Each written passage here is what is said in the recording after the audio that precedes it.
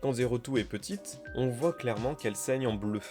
Ça permet au spectateur de rapidement comprendre qu'en réalité elle n'est pas humaine. Mais alors si c'est le cas, pourquoi est-ce que dans les autres épisodes elle saigne en rouge?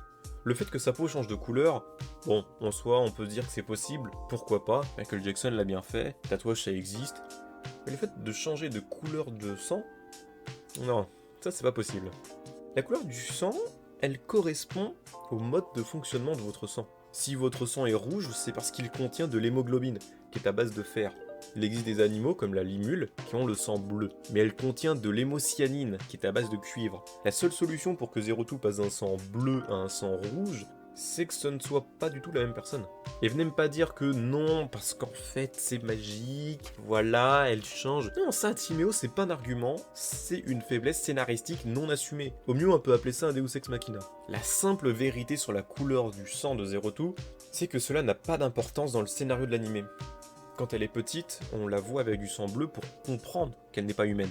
Adulte, on la voit avec du sang rouge pour ne pas perturber le spectateur. Quand on voit une scène de combat, le sang des humains, et par extension des gentils, est rouge.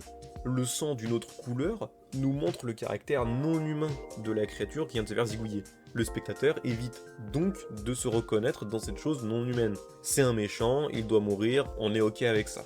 Si Zero Two avait gardé son sang bleu, elle aurait été en décalage avec les codes cinématographiques, et effectivement, ça aurait fait tâche.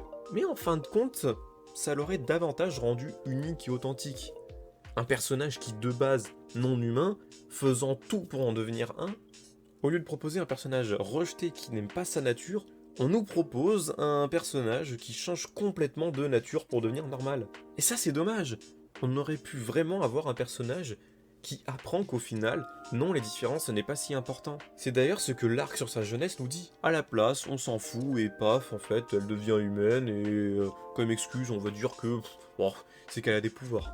Oui, tiens. Je vais pas rester sur ce point plus longtemps, je vais juste perdre du temps pour rien.